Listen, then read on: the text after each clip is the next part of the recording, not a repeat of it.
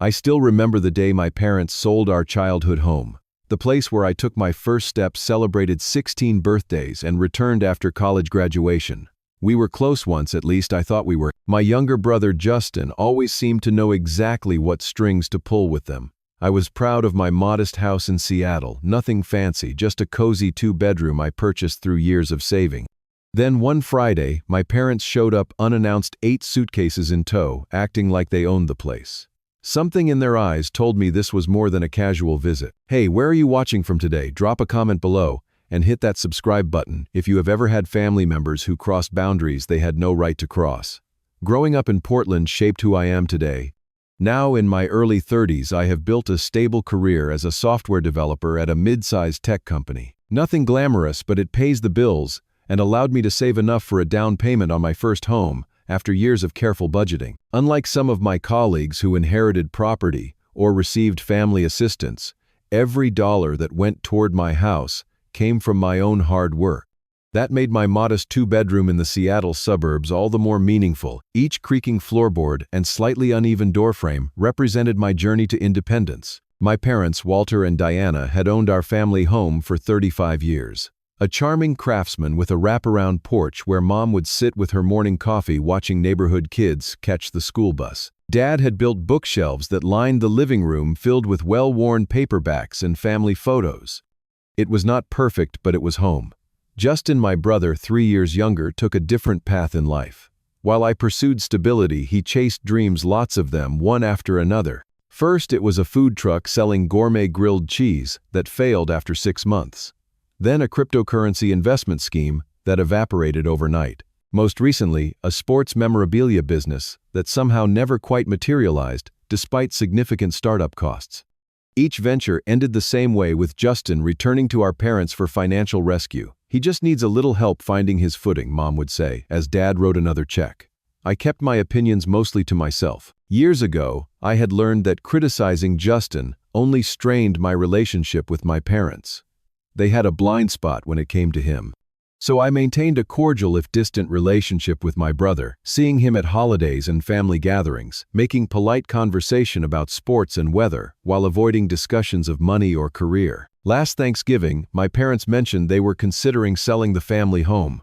"We are thinking about downsizing," Dad explained over pumpkin pie. "This place is too big for just the two of us, and the stairs are getting harder on your mother's knees.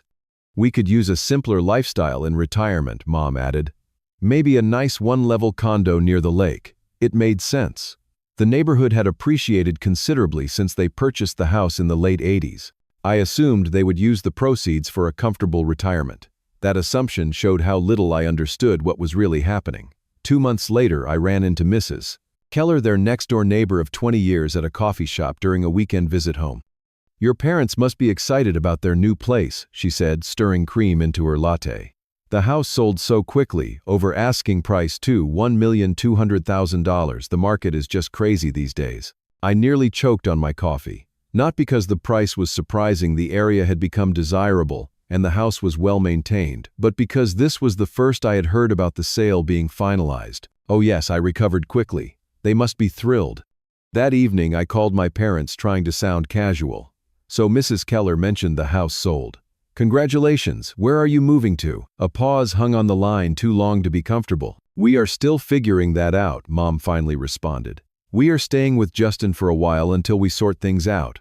That was odd. Justin lived in a 1-bedroom apartment barely big enough for himself.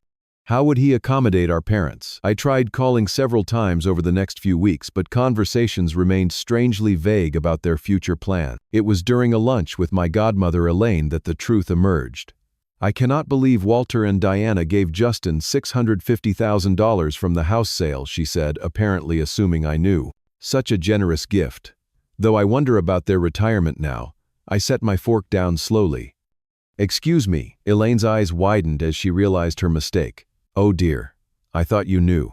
Justin is using the money to buy that beautiful Tudor house in West Hills. Your parents are keeping just enough for a small condo eventually." The revelation hit like a physical blow. My parents had sold their home and given the bulk of the proceeds to my perpetually irresponsible brother. I tried to process this information rationally. Perhaps there was a misunderstanding.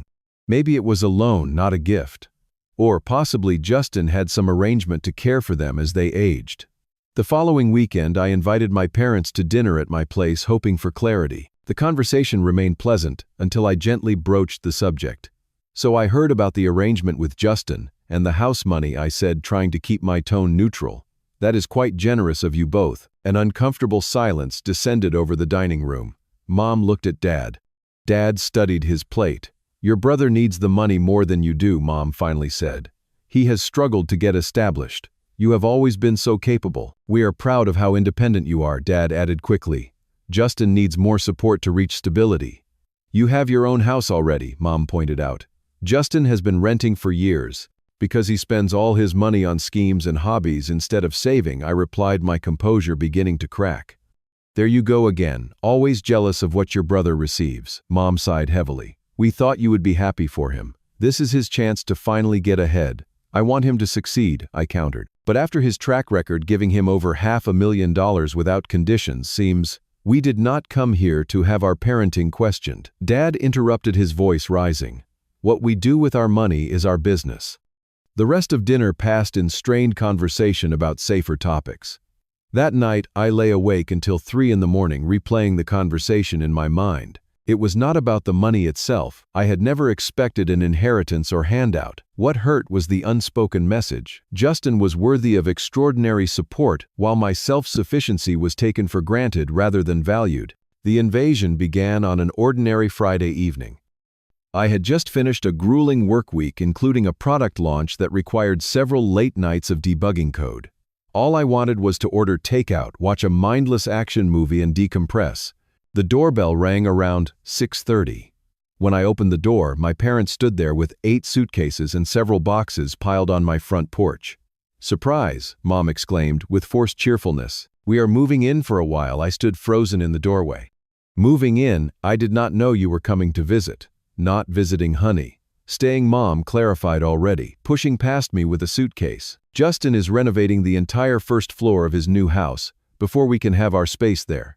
It will take a few months, so we will be bunking with you in the meantime." Dad clapped me on the shoulder. "You have that spare bedroom going to waste anyway. Time to put it to good use."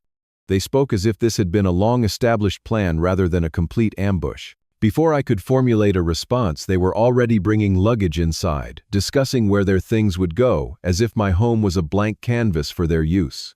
"The guest room is a bit small for both of us," Mom mused, peering into the second bedroom I used as a home office. "But we will make it work. Walter, we could move Johnny's desk to the living room corner." That first night set the pattern for what followed. Within 48 hours, my carefully arranged home had been transformed. My parents did not merely occupy space, they colonized it. Mom rearranged the kitchen cabinets because it makes more logical sense this way. Dad moved my living room furniture to create what he called better flow. My carefully selected artwork was deemed too modern and relegated to closets replaced with framed family photos and prints they had brought from their old house. "Honey, when was the last time you properly cleaned these baseboards?" Mom asked on their third day, rubber gloves on her hands and a bucket of soapy water at her feet. "And this decor is so bachelor pad. We need to warm this place up." Dad took over my garage, setting up a miniature woodworking shop among my neatly organized tools and storage bins.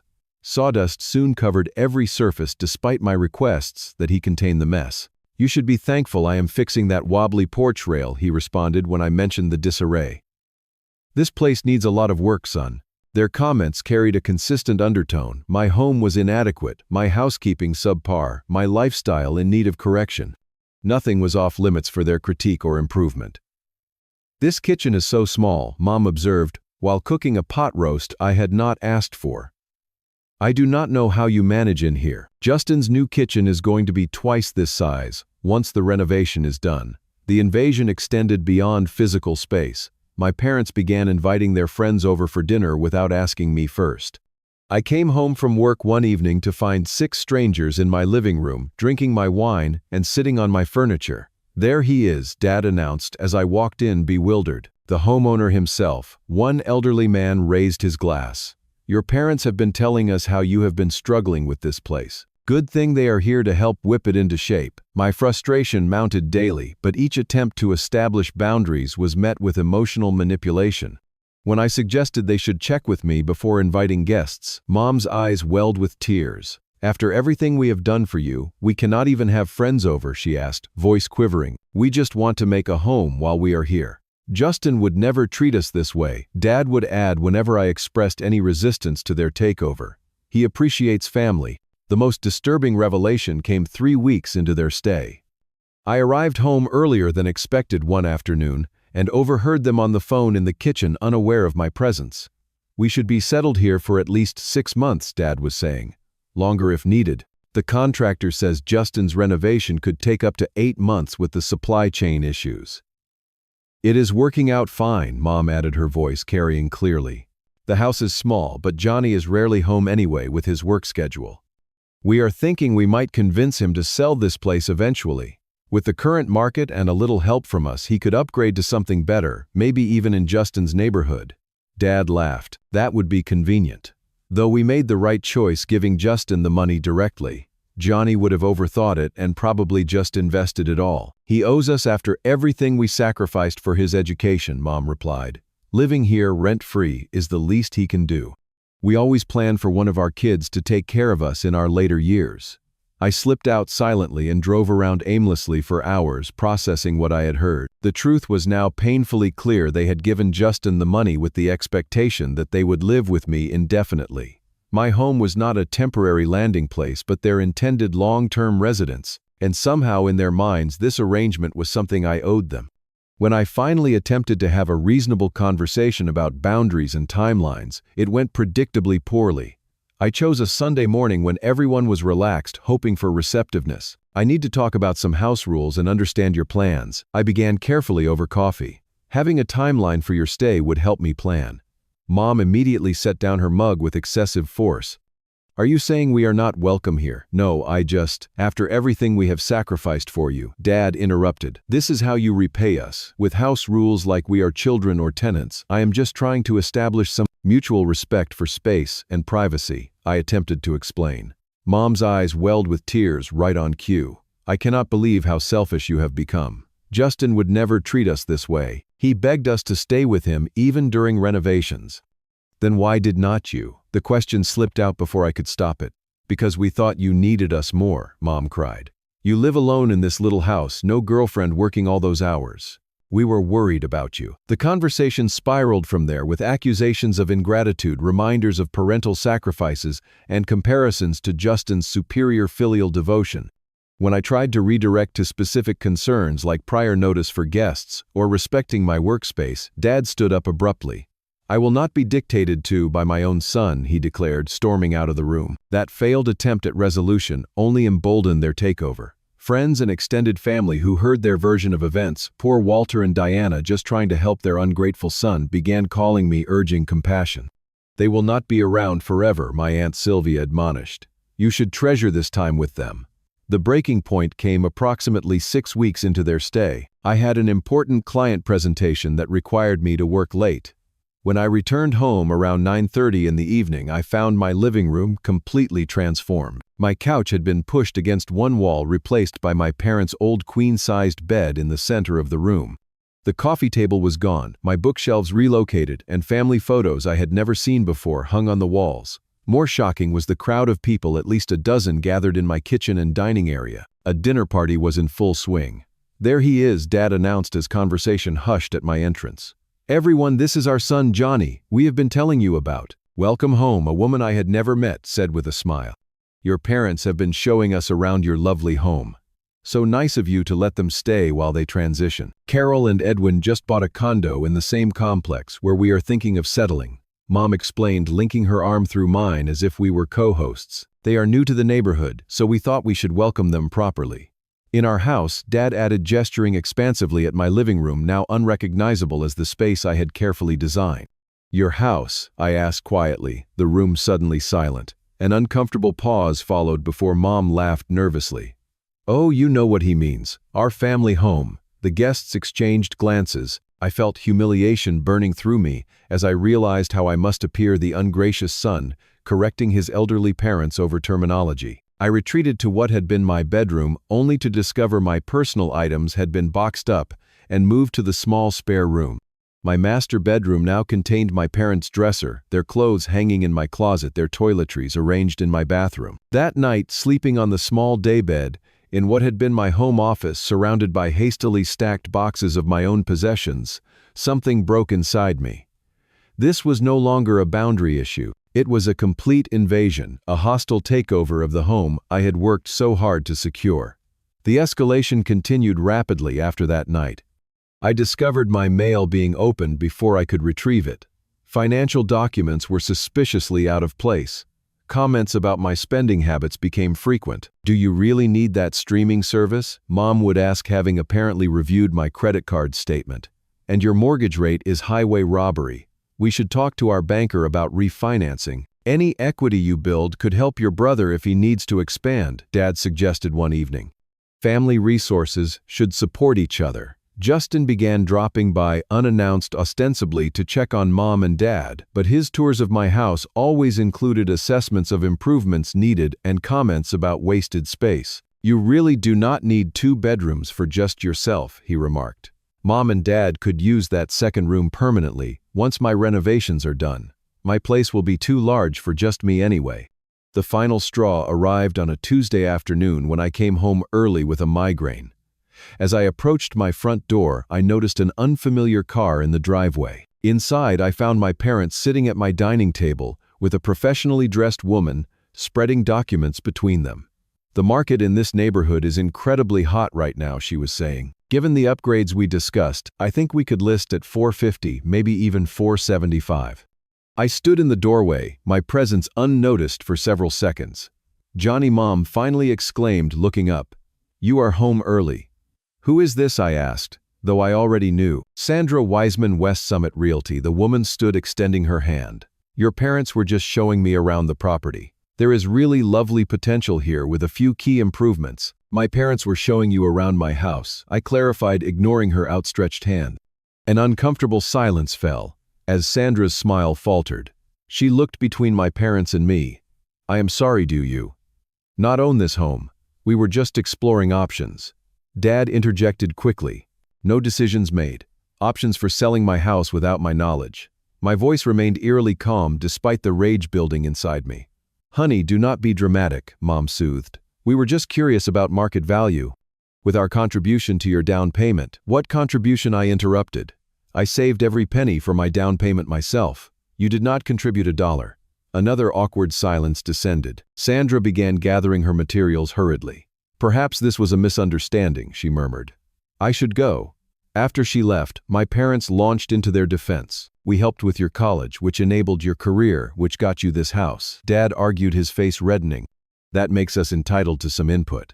"We are just looking out for your financial future," Mom insisted. "If we sold this place, combined resources with what we have left and what Justin could contribute, we could get a larger family home for all of us."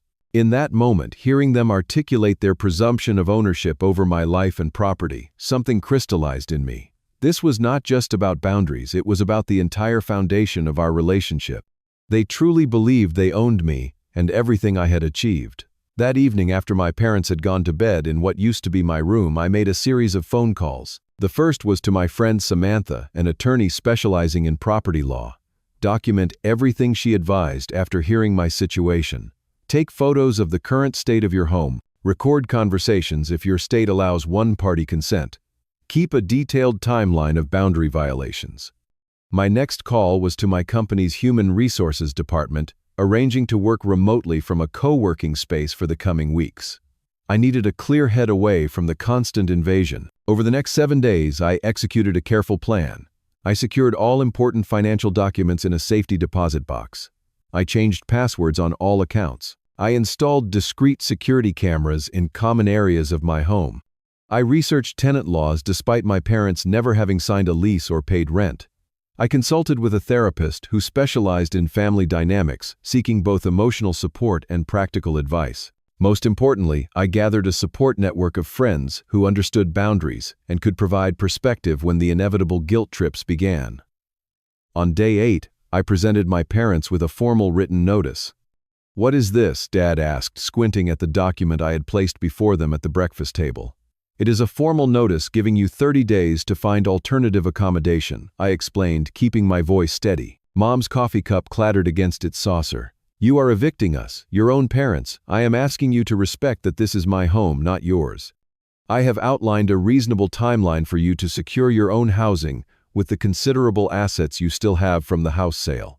We gave that money to your brother, Dad protested. That was your choice, I replied simply. Just as it is my choice who lives in the home I pay for. What followed was exactly what I had anticipated: tears, accusations, appeals to family loyalty. I remained calm, referring back to the written document which outlined clear evidence of my sole ownership, reasonable timeline for their departure, offer to assist with finding appropriate senior housing, boundary or expectations for the remainder of their stay. If you choose not to respect these terms, I concluded I will have no choice but to pursue formal eviction proceedings. You would take us to court. Dad's face flushed with anger. I hope it will not come to that, I answered honestly. But I am prepared to do what is necessary to protect my home and my boundaries. My parents wasted no time mobilizing reinforcements. Within hours, my phone exploded with messages from extended family. Aunt Sylvia called horrified. How could you do this to your own flesh and blood? Uncle Robert texted. Your parents gave you life, and this is how you repay them. The most dramatic confrontation came when Justin appeared at my door the following evening, red-faced and belligerent. You selfish, entitled brat, he spat as soon as I opened the door. After everything they have done for you. Like giving you $650,000 while expecting to live indefinitely with me, I replied, recording the interaction discreetly as Samantha had advised. They were trying to help both of us, he shouted. They always intended to divide things equally. By giving you the cash and giving me unwanted roommates, Justin's arguments grew increasingly incoherent as his initial rage script ran out. Eventually, he resorted to threats. Dad is talking about suing you for verbal housing agreement. Mom is devastated. Her blood pressure is through the roof. If anything happens to her health, it is on you. I remained unmoved. Please let Mom know I am happy to drive her to doctor's appointments if she is concerned about her health. The situation escalated further when I discovered my parents had attempted to access information about my mortgage by claiming to be me on a phone call to my bank. Fortunately, security protocols prevented any actual compromise of my finances. After 2 weeks of increasingly desperate tactics, including my mother accidentally flooding my bathroom and my father disconnecting my internet service, I made my final move. I invited the entire extended family, including Justin, to a Saturday lunch at a neutral restaurant location. Thank you all for coming, I began once everyone was seated. I know there has been a lot of concern about the situation with my parents. Uncle Robert started to interrupt, but I held up my hand. Before anyone speaks, I want to share some information so we are all on the same page. I distributed folders containing a carefully organized presentation, timeline of events starting with the house sale, documentation of boundary violations, transcripts of key conversations, financial records showing my mortgage payments and home purchase without parental assistance. TA. Legal documentation confirming my sole ownership, expert opinions from a family therapist about healthy boundaries, testimonials from friends who had witnessed the invasion. I love my parents. I concluded after giving everyone time to review the materials. But love does not mean allowing yourself to be manipulated, controlled, or taken advantage of. I have worked hard for my home and my independence. I am simply asking for basic respect of my space and property. The silence around the table was profound. Several relatives who had been my harshest critics now looked uncomfortable, shifting in their seats and avoiding eye contact. Is it true you brought a realtor to his house? Aunt Sylvia finally asked my parents directly. Mom dabbed at her eyes with a napkin. We were just exploring options. Without telling him, Uncle Robert pressed his previous indignation, now redirected. And you moved his things out of his own bedroom? My cousin Heather asked incredulously. Justin had remained uncharacteristically silent throughout the presentation. Now he stood abruptly. This is all exaggerated. They were just trying to help. Like they helped you with $650,000, Uncle Robert asked pointedly, which apparently came with strings attached that Johnny is now dealing with. The family discussion continued for nearly 2 hours, with perspectives gradually shifting as the full context became clear. My parents' narrative of an ungrateful son crumbled in the face of documented facts and witness accounts. I think my godmother Elaine finally said, addressing my parents, "You owe Johnny an apology." The drive home was silent. For the first time since their arrival, my parents seemed to realize their power play had backfired completely. That evening they began quietly packing their belongings without prompting. The remaining 2 weeks of their notice period passed in a strange tense truce. They kept to themselves, venturing out often to look at housing options. I maintained polite distance, neither hostile nor overly warm. On their final morning, I returned from a coffee run to find them loading the last of their suitcases into their car. Mom handed me an envelope. "We will be staying with Justin until our condo application is approved," she said, her voice subdued. I wrote some things down that I could not say out loud. Dad merely nodded stiffly before getting into the driver's seat. No hugs, no tearful goodbyes, just the quiet closing of car doors and the sound of tires on asphalt as they pulled away. The letter contained something unexpected, an actual apology. Not perfect, still laced with justifications, but an acknowledgement of overstepped boundaries and disrespect for my home. It was a start. The process of reclaiming my space began immediately. I moved back into my master bedroom sage, smudged every room a ritual suggested by my therapist friend, and slowly restored my furniture to its original positions. Each act felt like reclaiming, not just physical space, but personal sovereignty. For 3 months I maintained no contact with my family. The silence was both painful and healing, allowing me to process my feelings without constant triggering. My therapist helped me understand that establishing boundaries was not about punishment, but self-protection and respect. When I finally agreed to meet my parents for coffee at a cafe-neutral territory, new rules were established. We would rebuild slowly with clear expectations and consequences. Trust once broken could not be instantly restored. Surprisingly, it was Justin who reached out with the most genuine apology. "I did not understand what they were doing to you," he admitted during an awkward lunch. "I was so focused on what I was getting that I did not see the cost you were bearing." My parents eventually found a small condo with what remained of their house proceeds. Our relationship entered a new phase, more distant than before, but also more honest. No more pretending, no more manipulation masked as love. Just adults finding a way to care about each other while maintaining healthy separation. The experience transformed me. I redecorated my home, completely choosing every element intentionally as an affirmation of my right to create my own space. I formed deeper friendships with people who respected boundaries. I became more direct in my communication at work and in personal relationships. Most importantly, I learned that I could love my family without surrendering my sense of self. That establishing boundaries was not selfish but necessary for genuine connection. That sometimes the most loving thing you can do for yourself and others is to say no clearly and stand firm. My house is truly mine now, not just legally but emotionally. When I turn the key in the lock each evening, I feel a profound sense of peace. My space, my rules, my life. Have you ever had to stand up to family members who violated your boundaries? What did you do, and how did it change your relationship? Drop a comment below and share your experience. If this story resonated with you, please hit that like button and subscribe to hear more stories about establishing healthy boundaries with family. Remember, setting limits is not about rejecting love. It is about making space for authentic connections built on mutual respect. Thank you for listening, and I wish you strength in creating the boundaries you deserve in your own life.